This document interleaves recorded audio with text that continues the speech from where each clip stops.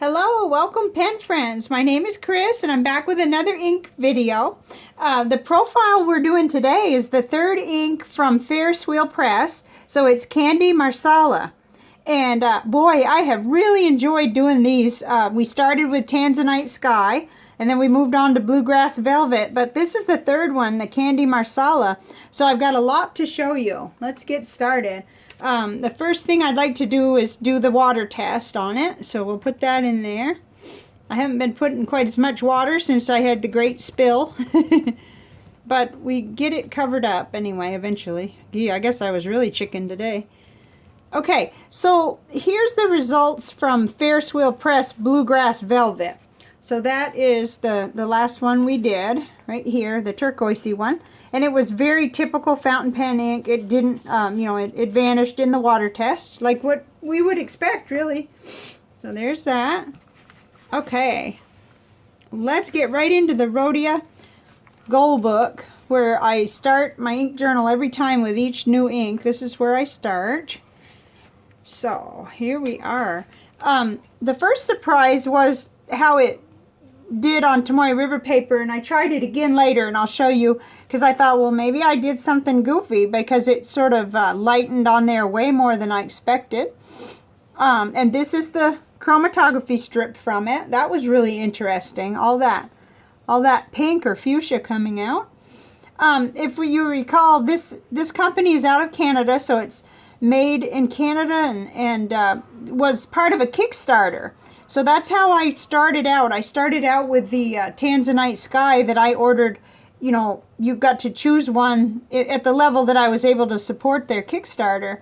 So it was really fun to do that. And then, thanks to a generous pen friend and viewer, Manda, I got samples of these two, so I was able to share with you guys. So my first impressions of this were that this really reminded me of Monteverde Canyon Rust.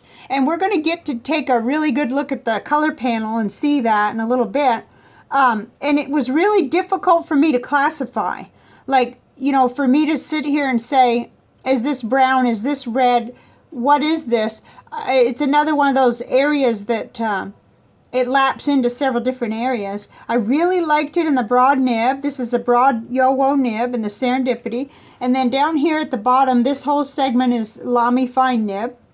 It really didn't lose a lot, and it stayed nice and flowy. It didn't feel very dry on this paper. I did have some, though, where I notated on the paper samples that it was dry. But let's just dive right in and look at two more notebooks, and then we'll get into the paper samples. Okay, this is the Cafe Note by Nanami Paper Company with Tomoya River paper. And on one side, this is the broad nib, and this is the Lamy fine nib. So, you know, I didn't have any trouble on this paper either. I felt like, you know, of course this was wonderful, because that's a buttery, smooth, wet writer anyway, the Serendipity. And then this was just fine for me. I didn't, like, feel like it was a bad experience. It wasn't as saturated as the Tanzanite Sky, though, and not quite as saturated as the Bluegrass Velvet, but it still was a comfortable writing experience in the Lamy fine nib. So I was glad of that. That was really nice and comfortable. Okay, and then over here on this little notebook, the Nemesine, we really get to see it, the color splashed on. I just like doing that. So here it is over here. And I think, you know, this is one of the places too where it did sort of remind me a lot of the Canyon Rust, but mainly in the darker spots.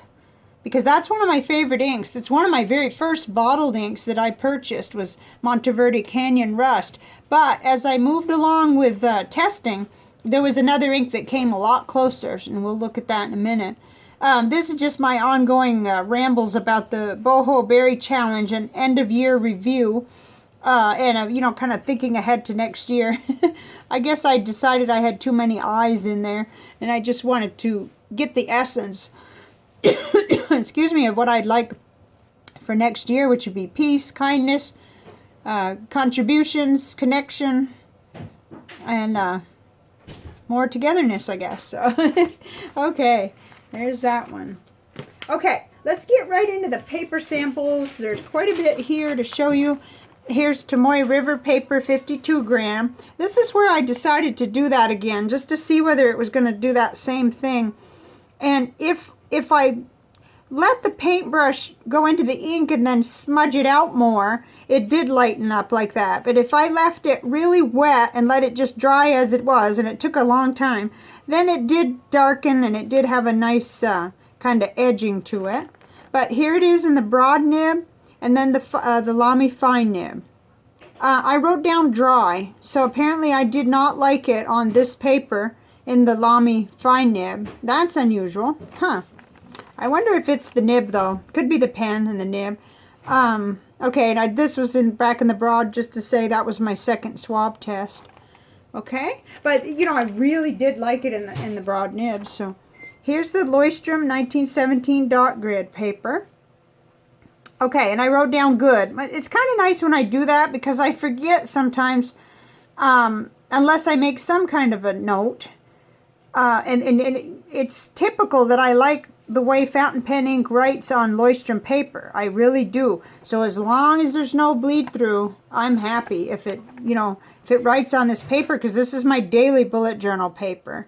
So I liked it in both nibs. And then here we are on Rhodia dot pad 80 gram. Okay, and I had that same experience. I said dry. I didn't say that about the others, not so much. So I'd have to go back and review, but you don't see any notations here. So I know that the Bluegrass must have been more flowy, or and that's that same nib, same exact pen and nib. So okay, I am seeing that trending, but that's just me, and it's my pens, so they could be quirky. Okay, here's the broad nib. I loved it in that. That was no problem as usual. Okay, and then, oh yeah, CVS caliber paper. Ugh, okay, I didn't like it. It lightened even with the broad nib, and I did not like it in the Lamy fine nib on this paper. I am having to be pretty choosy about which inks I use on this paper. I can just feel free to use my broad nibs and darker inks and stubs on it. In fact, I have a wonderful little notebook I use every day for daily notes, and I just go to town, whatever I have. But I don't like it. I don't like this paper so much with the real fine dry nibs. So that's coming out clearer and clearer. I can remember now. Okay, here's Office Depot College ruled paper. Oops, I want to make sure it's going to focus. And this is a lot like the Leuchtturm paper in terms of how it behaves, and I liked it on here, both. I really like the Lamy fine nib on here. And see, in the evening when I sit down to do my, like, sort of a process of the day and a little bit of notes about the next day before I get into the bullet journal, because I like to get out all the, you know, like a burn journal. I like to get that out before I start writing on decent paper and having it something that might be kept longer, you know, and my family could see it after I'm gone and I wouldn't be worried. But this is different. This is processing, and I use everything I have in this notebook, and I never have any trouble unless it's a bulletproof ink that bleeds through, but I don't have a lot of those. So this was nice on the... I'm gonna run out of that soon, and then I'm gonna have to make a big choice about what's next, because I'm not purchasing, not as long as I have notebooks that need to be used up. So okay, let's go ahead and check in on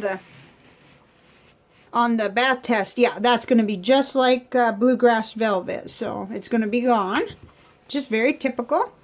So here we are with the comparison panel, and this is a little bit all over the place because, like I said, I had trouble. I got out my brown and my red containers. I have all my samples organized into here, and they've got the swatches and everything. I've got a lot to go on, but oh my goodness. I thought that I was going to find the most alike. I thought it was going to be Monteverde Canyon Rust. And there's quite a bit of resemblance, and it's similar. But then it just changed on me. It really changed, and I found two that were much more similar. Both Noodler's Beaver and Robert Oster. I can't even pronounce that word. Let me hold it up so you could see it. If anybody knows how to say that, please help me, because I end up calling it Astoria raw, which is totally not right, I can tell. There's a lot more letters in there, but that's just my bad pronunciation.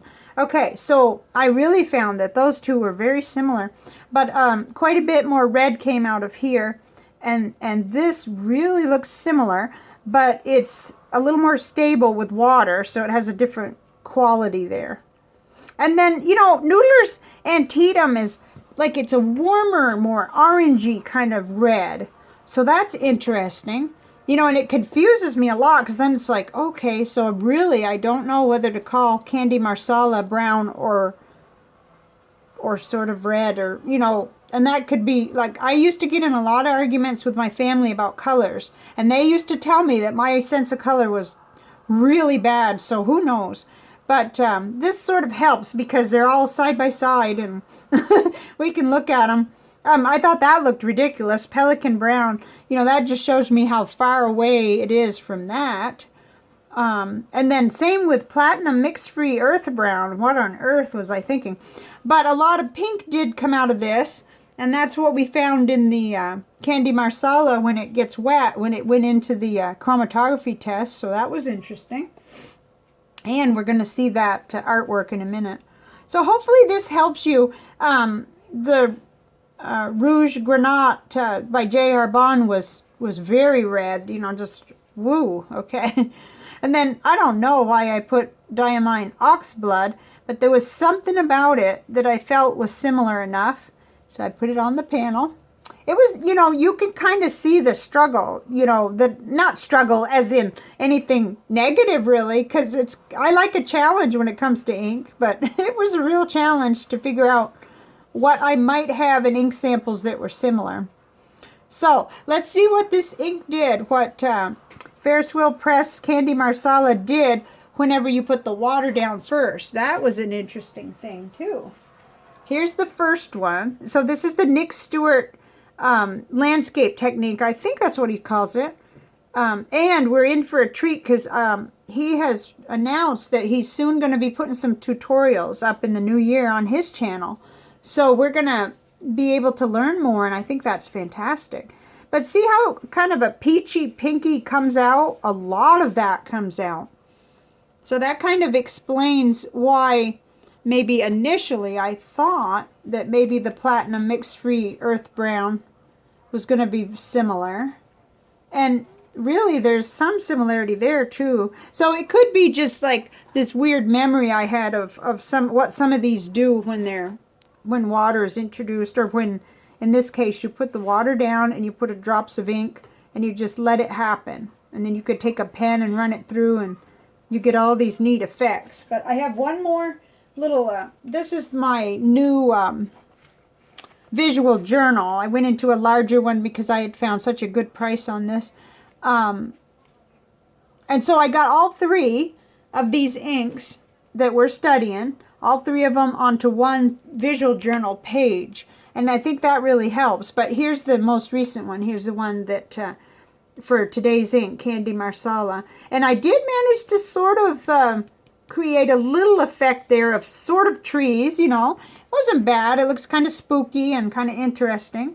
That was fun. You really can't control Tanzanite Sky, but I love it the most because of that, because of the complexity of what happens when you work with it in a watercolor. Oh my goodness. And I've been seeing on Instagram and Facebook some amazing art. I need to note that person's name so that I'm not just, you know, saying I saw amazing art, but I didn't slow down enough to. Someone was using this ink in just amazing artwork, and I will find out who that is. So anyway, this was really a lot of fun to be able to study all three.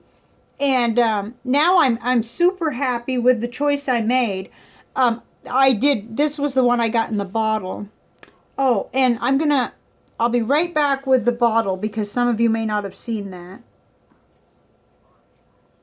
There, you know, in some of the other videos, especially when I did the first one, the Tanzanite Sky, before I even knew that I was going to have a chance to try out the other two, I did show you the packaging, but you may not have seen that video yet. this is the container that the ink comes in. And the ink comes in a bottle that holds 85 mils. So that's really nice. And as you could see, they spared no expense as far as the packaging. Your bottle comes in a nice little drawstring pouch with their logo and everything. And then, you know, it's all inside of here, which is nice too. I don't generally care about packaging at all, but I really love this bottle, even though it's probably not very practical in some cases, because if you've got a really, really wide pen, you're probably not going to want to fill it from this. But I don't even fill from my original bottles. I fill from a little ink miser or right directly from my my vials. That's just how I do it, because I don't trust myself that I might not make sort of a blunder of some kind, and I don't want to contaminate my bottles. So, but this has just a gorgeous cap, and it's nice and heavy, and it just is amazing. If you have trouble opening bottles, you really kind of won't with this, because this gives you a nice grip on it. And it's just gorgeous. It looks like an ornament. But, you know, I don't buy ink because of that. I really wanted to try the ink, and I'm glad I did. It's just super, super flowy. It's I haven't tried it yet, my Conklin, but I have this feeling that the nib that I sometimes have trouble with, my Conklin Durograph Purple Nights, I really think this ink, because it acts like Roaring Klinger Cassia, is going to do really good in that pen, and I look forward to trying that. But this was really fun, and again, special thank you to pen friend Manda for sending the samples of the other two so that we could all see these three. It has really been fun, and you know, on here too, it was super fun to see what these did. Now, I mean, this was just dramatics. This is totally different ball game. You know, exactly the same process that I used, but it just was amazing. So, okay, that is all for now. But I will be back. What is next for us? I'm going to do my top 5 writers, my top 5 pens for 2018. I'm going to do that, and then I'm also going to do a series on it's gonna be inks, but it's not actually gonna be a series. I'm gonna choose them one at a time. There's so many that we have been looking at, and that have come in. Like, okay, I've got my little basket right down here. I just got 2 in yesterday. Diamine, let's see, Brandy Dazzle, and Diamine Magical Forest. And thank you very much to pen friend Margaret for those. You could see, this is hint, hint, I need to get them swatched, but they just came in. So there's a lot more coming, and then around about January 14th, then we will have another ink flight to profile. And that is like priority 1. That's why I'm going to do the ink profiles that I do between now and January 14th are going to be singles. Because if I do a series, then I'm going to be really frustrated that the ink flight comes in, and I'm going to be ready to do those, and that's all I'm going to think about. So I already know. So, okay, thank you for being here, and let me know what you thought of Candy Marsala. Very interesting ink. All 3 of these were just amazing. Nice to learn, too, about these new things. Who knows what they may come out with in the future. So, all right, bye for now. Have a great day.